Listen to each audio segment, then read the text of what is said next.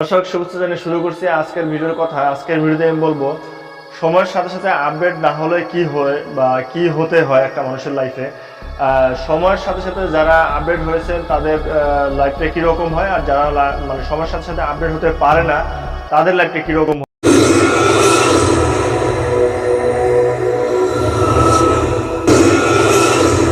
Sanjeev BD. আমি একটা সাধারণত স্মার্টফোন দিয়ে বিষয়টা বুঝিয়ে দেব কীরকম।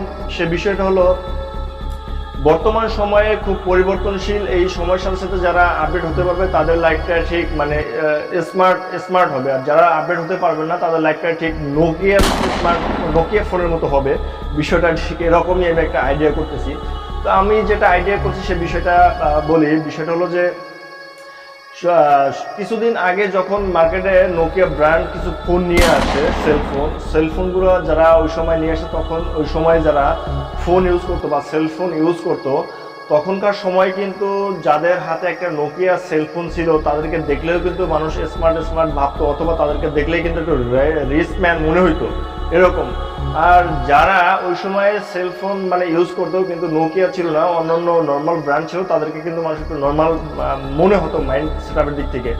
কিন্তু এর ভিতরে হলো কি, নোকিয়া ফোনও কিন্তু একটা জিনিস ছিল না যেটা আপডেট হওয়ার কোনো অপশন ছিল না ফোনে, মানে আপডেট রেজিস্টার নেওয়ার কোনো অপশন ওই ফোনে সফটওয়্যার কোম্পানি তৈরি করে দেয়নি। তো এর ফাঁকে কি করলো, অন্যান্য কিছু কোম্পানি যারা ওই নোকিয়া ব্র্যান্ডের থেকে আলাদা সিস্টেম করলো যেন তাদের ফোনে আপডেট ভার্সনটা চলে আসে। তাদের ফোনে যখন কিছুদিন যাবে একটা আপডেট নেবে, আবার কিছুদিন যাবে একটা আপডেট নেবে, ওই যখন আপডেট নেবে তখন তাদের যে নতুন ব্র্যান্ড চলে আসবে মার্কেটে, ওই ব্র্যান্ডটা তাদের ফোনে ইনস্টল হয়ে যাবে। তার কারণে তারা নতুন ব্র্যান্ড ফোন যেটা আসছে সেটা কিনতে হলো না। তো এই জিনিসটা আসার পরে কি হলো, মানুষ নিত্য নতুন ওই নোকিয়া ফোন থেকে অন্য অন্য ব্র্যান্ডের যে ফোনগুলো আছে সেই ফোনের দিকে আস্তে আস্তে ঝুঁকতে শুরু হলো।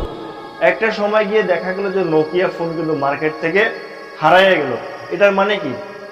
এটার মানে হলো যে জিনিস সময়ের সাথে সাথে আপডেট নিতে না পারে সেই জিনিসের মূল্যটা দিন দিন কমতে থাকে। তো প্রত্যেকটা মানুষের কাছে আজকের আমার ভিডিওটা করার মূল উদ্দেশ্য হলো যে আসলে আমরা যেন নোকিয়া ফোনের মতো হারিয়ে না যাই, আমরা যেন আপডেট মানে সময়ের সাথে সাথে নিজেকে আপডেট করে ফেলতে পারি, বা কোন সময় কি বা দরকার বা কোন সময়ে কি জিনিস প্রয়োজন সেই জিনিসটা নিজের ভিতরে ঢুকিয়ে নিতে পারি, বা সেই জিনিসটা নিজে অর্জন করে নিতে পারি, যাতে আমাদের নোকিয়া ব্র্যান্ডের মতো হারিয়ে যেতে না হয়। যদি নোকিয়া ব্র্যান্ডের মতো আমাদের হারিয়ে যেতে হয় তবে মনে রাখতে হবে যে নতুন যে প্রজন্ম আসতেছে, নতুন যে সময়ের লোকজন আসবে, তাদের কাছে কিন্তু আমাদের গ্রহণযোগ্যতা থাকবে না। তাই প্রত্যেকের কাছে আমার এই রিকোয়েস্ট হলো যেন আমরা সবাই সময়ের সাথে সাথে যুগ উপযোগী হয়ে উঠতে পারি বা আপডেট হতে পারি, বা নিজেকে পরিবর্তনশীল করে মানে নিত্য নতুন লাইভ লিড করতে পারি। থ্যাংক ইউ, ধন্যবাদ সবাইকে আমার ভিডিও দেখার জন্য।